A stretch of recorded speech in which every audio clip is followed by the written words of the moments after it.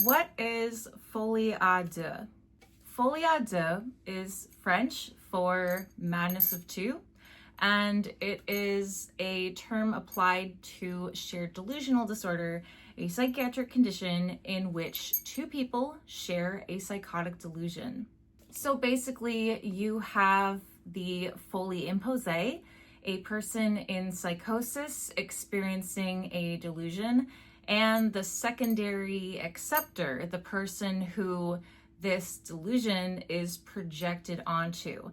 This person normally isn't in psychosis, but due to their close proximity with the folie imposée, they will share the delusion. They will become delusional themselves. This is a really interesting condition. For one thing, this tends to apply to people who are in really close quarters with each other. Typically, the secondary person, the acceptor, might be isolated from other people socially, and therefore they are more heavily influenced by this other person that they're around constantly. I can see this happening in instances of like abusive relationships, other forms of isolation. Like, I know for me, I was very susceptible to the beliefs of my ex-husband when he had me pretty much pulled away from all my friends and family. He had me cut off everyone. I can easily see how, while a person may not be psychotic, they could be sort of conditioned into believing a psychotic person's beliefs. I can absolutely see that happening. However, there are instances of folie à deux in which both participants are either psychotic themselves or predisposed towards psychosis. And this would be a situation called folie simultanée, in which two people who are delusional may be influencing each other's delusion so that they become very similar or identical, or two people who aren't necessarily delusional at all trigger each other into a psychotic state. So this is a pretty varied experience. There's a lot of ways it can happen or how it can manifest. I'm sure you can see where this is going. I myself have experienced folie à deux, and while it is incredibly rare, it is also the case that when two people in psychosis get together, it is pretty easy to completely influence each other. I happened to meet a man one day in psychosis who I believe may also have been psychotic, and we went on a bit of an adventure going off of our crazy delusions and feeding into each other's psychosis. So today, allow me to tell you the story of the random day I happened upon Mr. Fox and the adventures we went on together in psychosis. Before we get started, I would just like to throw out a trigger warning to say that the subject of psychosis in and of itself is a sensitive subject that may at times be difficult to talk about. So if at any point during today's video I say anything that may be triggering or upsetting to you, you are more than welcome to leave. Also, a disclaimer to say that I am not a mental health care professional, and I am in no way qualified to give any advice, medical, psychiatric, or otherwise. Who I am simply is a person living with serious mental illness who is here to share with you the wisdom and insight I've gleaned along my journey of mental health recovery. Now, let me set the stage for you. It's February of 2018. I have recently been discharged from the hospital, put on medication to come out of psychosis, but still not quite stable. I'm still in psychosis. I'm not sure it was any better at that point, but I was definitely in the throes of it. And I had kind of reached a point in my relationship with my abusive ex-husband where he granted me a little bit of independence. I was no longer confined to our house to be alone by myself every day. I was allowed to go out in public, and this was kind of a big deal. So he trusted me to be by myself in public, and I still wasn't really in contact with friends or family. That was another thing I wasn't quite allowed to have back yet. But at the very least, I did have enough independence to be in public at all. And that's the most I'll say about that relationship in this video. There are plenty more videos if you want to hear more about that. Anyway, on this one fortuitous day, my ex-husband took me into town and dropped me off at my favorite coffee shop before he went to work. It was ridiculously early in the day. I think it was maybe like 6 a.m. or 7 or some hour that I hate to be awake. I wasn't really doing much other than loitering. Like the coffee shop hadn't opened yet. And while I really badly wanted to go in and get some tea and read a book, I really just kind of wandered around town looking for a private place to smoke a bowl of weed. I kind of couldn't find anywhere discreet enough and happened upon an area of town that was maybe a little bit sketchy. I'm sure this isn't just true of where I live. I'm sure there are plenty of other places like this, but there were a lot of kind of, paraphernalia type objects strewn about, like in the street, in the alleys. It's pretty common to come across foils, needles, things like that. And on this day, I walked up to a needle. Like there was a syringe on the ground, and I didn't know what to do. I didn't want it to just like sit there in case anyone, maybe like a kid, poked themselves.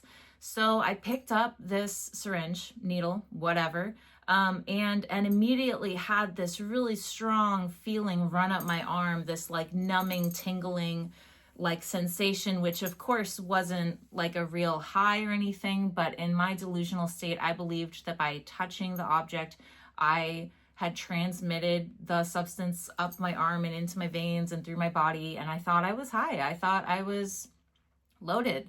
I was really freaked out about this. I've never really been interested in hard drugs before, and I was scared. I didn't know what to do. I was scared because I was high. I was scared because I'd found this needle and I didn't know what to do with it. I was kind of freaking out.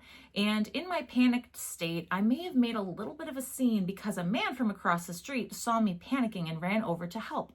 It just so happened to be Mr. Fox. Yeah, that was his real name, Mr. Fox. I'm not sure what his first name was, but he was just as eccentric as me and just as concerned about the needle. Fortunately, Mr. Fox knew of a shelter down the street, so we walked there together to dispose of the needle and, give it to the house manager or whoever who knew what to do with it. And we kind of started talking and found out we had a lot in common. I mean, for instance, we were both Irish and we were both crazy. The things we had in common didn't make sense. Like I found out that he was a Celtic warrior in a past life. And I was amazed because I had certainly believed I was a Celtic warrior. And he said he remembered me from the battlefields. And right off the bat, our delusions aligned. I had independently had a delusion of being a Celtic warrior on and off for years. And for him to have the same delusion, we were just bound to knit our delusions together. Like it was just meant to be. So within minutes of meeting this man, we were already together recalling our past lives on the battlefield together and how he died for me and how I was like some kind of a hero. It was like pretty escalated pretty fast. So naturally, we decided to spend the day together. I had absolutely no concern for getting in the car of a random stranger I had just met because obviously we were soul bound. We had known each other in maybe several past lives. Who knew? We certainly remembered each other, like somehow, maybe, I'm not sure, but the memory was there. We both felt it. I got in his car and we just kind of took off. We had a really great day, honestly. We did all sorts of things that people would normally do if they were hanging out together. It's just that ours had maybe a little bit of strange conversations attached. Like we went and we looked at books together in the bookstore. And we read meaning into the books. And we found autobiographies of ourselves. Like, oh my God, who knew that I'd been Anne Frank in a past life? And naturally, he confirmed this. We were just hyping each other up, feeding into each other's beliefs and being like, yeah, oh, that's so true. I am 100% confirming this. I am telling you that this is certain without a doubt. And the thing about delusions is once they're confirmed, they are locked in. Delusions are hard enough to shake.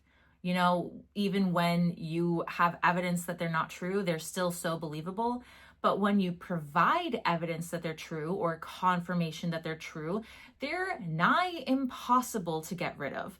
And we just kept going further and further and further into this delusional spiral, believing that I was Jesus at one point and he was worshiping me and he was a disciple and maybe he was Judas. I'm not really sure. We were reading the book Conversations with God together, which is actually a pretty conversational book. So naturally, we believed that it was God speaking to us. We were on some sort of a mission and we had to follow signs. We left the bookstore. We followed bumper stickers. Like we found a bumper sticker of an angel and a devil. So we took the angel side and we walked that way. And everywhere we went, we did cool stuff together. Like we walked along the river and we, found some chalk and drew things on the sidewalk. But all of these normal, ordinary things that people just do for fun on their own were influenced 100% by our shared delusions. Now, I will take a moment to say that I don't know what this guy's deal was. I have no idea. Mr. Fox was a person that came into my life just randomly and left just as randomly. I only ever knew him for that one day. I never got his number. He did find me on Facebook and kind of harassed me a little bit, and then I blocked him, and that was that. Like, it was a one-day occurrence, but this day was really packed with influence and suspense and paranoia and everything to do with psychosis. But I don't know if he was psychotic. Genuinely. It's really hard in psychosis to gauge other people's mental states. And so while our interactions kind of suggest that he was just as delusional as me, it could also be the case that I was the folie imposée and he was the acceptor. And this man was so susceptible to delusional beliefs that he could meet a random stranger and believe everything I said. Like this guy could have just been really gullible. I could have said, hey, yeah, I believe in a past life I was an ancient warrior. And he would be like, now that you mention it, that kind of makes sense. Actually, I think that rings some bells. Yeah, I could believe that. Yeah, me too. Who knows? I think it makes sense that he was psychotic as well because we were on the same heightened level, like to the max, full delusional, 100%, or he could have just been some guy that either was susceptible to psychosis who I triggered into a delusional state, maybe was just some random guy who was vulnerable. I don't know because I never saw him again and I never met him outside of psychosis. And it's all just one big question mark to me. The whole day is just really, really random. By the way, everything in psychosis is escalated. Everything is heightened. Everything is saturated, full of life, full of color. Everything is magnified. This is just how psychosis is, like, by its nature. And I don't know if that's just me, but I know that my psychosis is very dramatic, very chaotic, very fast-paced. Things are constantly changing, constantly evolving. Delusions are flashing by me. Hallucinations are bombarding me. It is all here in my face. It is a really, like, bells and whistles, horns experience. So naturally, when you have any normal, ordinary thing happen in psychosis, it's like an action movie. It's just packed with action. It's just so much more intense. So, this day where we go to read books, that was super intense. We go on the river, that was super intense. We walk around following cars, taking turns, following signals and all of this stuff. Everything is intense. Everything feels like it has really high stakes. Everything feels like super dire, like everything in psychosis is just to the max. So you've basically turned up the volume on life, and the smallest itty bitty little things have a lot of meaning and significance, and it's really intense. So naturally, any relationship is really intense, even friendships, even spending a day with a complete stranger. You create this super strong bond, for a day. At least I did. Mr. Fox and I were really latched onto each other, and it felt like this cosmic alignment. It really felt like we were fated to meet each other that day. Like there was a sign, this meant something coming into each other's lives. We didn't know what it meant, but it meant something. It kind of reminds me of the time when in Psychosis, I was at the bar and I met a guy who was a veteran. He'd been in combat and he was telling me about how in combat you you have each other's backs. And when he was explaining it to me, it was a really intense conversation, and I really felt what he meant by that. Like I really felt the gravity and intensity of not being in combat necessarily, but being in a stressful situation of such great importance, like something with really high stakes. And that kind of feeling of like, okay, this is go time, like things are happening and we've got to do it. We've got to do whatever it takes to blah, blah, blah, blah, blah, whatever it is. That was the same feeling I had with Mr. Fox of, everything is go, like, no matter how ordinary the experience. I think in reality, he may have been high. I don't know. He could have been. I've met people who are like that, who aren't psychotic, if you get what I mean. So who knows? Who knows?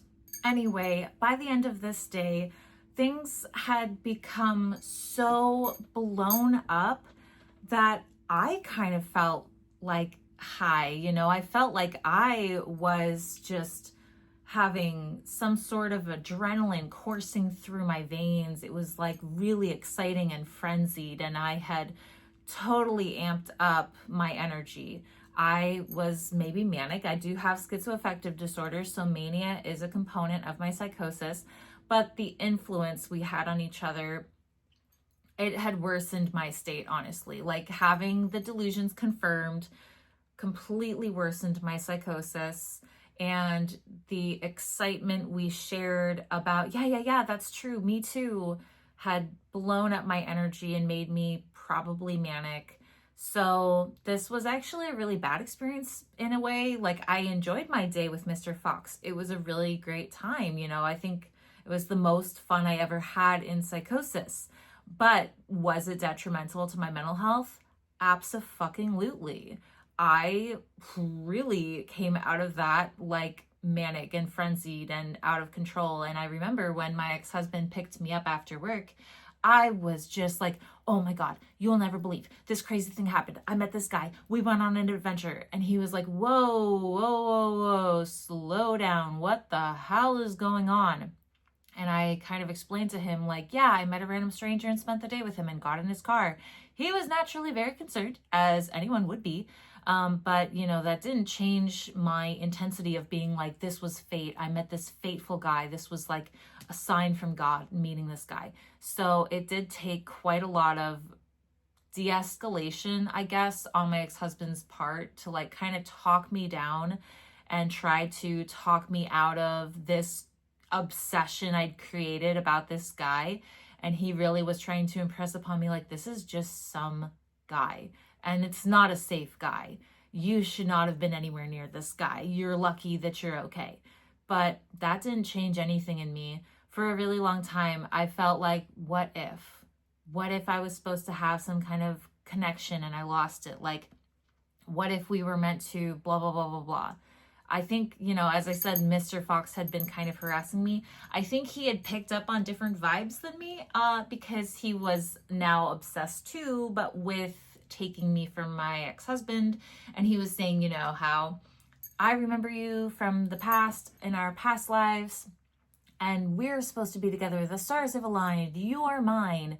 And I'm going to take you from your ex-husband. And if not in this life, in the next one, I will swoop in. And when he tries to find you in the next life, I'll cut him off and get to you first. I mean, it was like, in Psychosis, I think that was more annoying than concerning because I was like, yeah, try. My ex-husband, or my husband at the time, is God and no one can go up against God. So joke's on you because I married, a literal God. So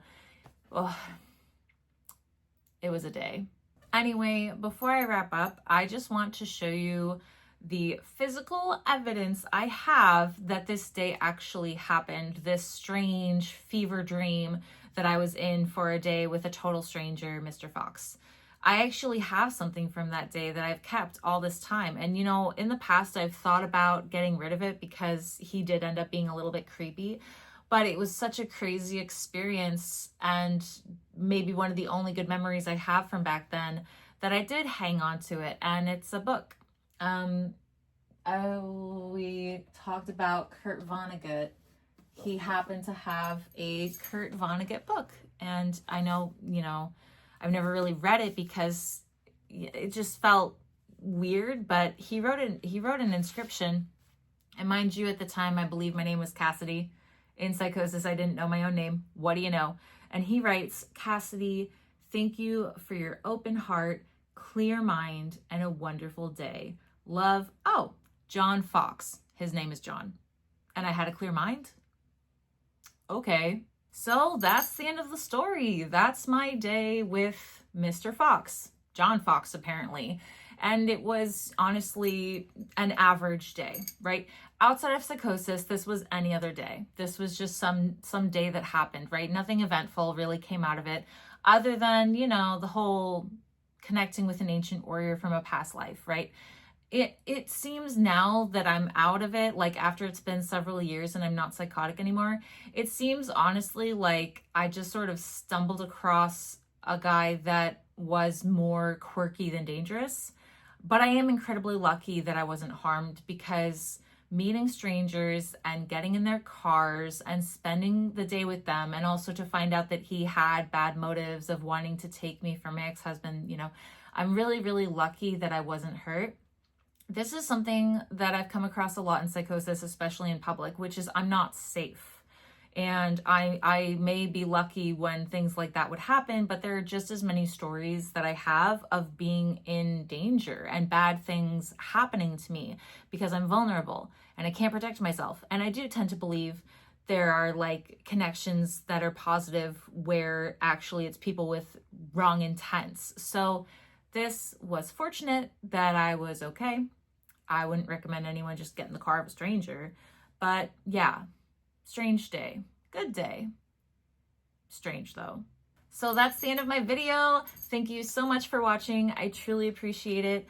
Let me know in the comments what your experiences are in Psychosis, interacting with other people, whether you've also had Folie à deux, or if you've just had any interesting stories about the adventures you may have gone on like me.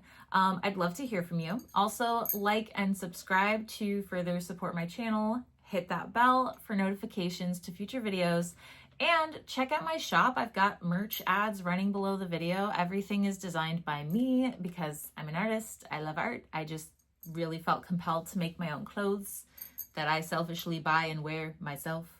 Yeah, so I put out videos every Thursday/Friday. If you'd like to see more, there are plenty coming soon, and I'll see you all in the next one. Thanks. Bye. So close your eyes.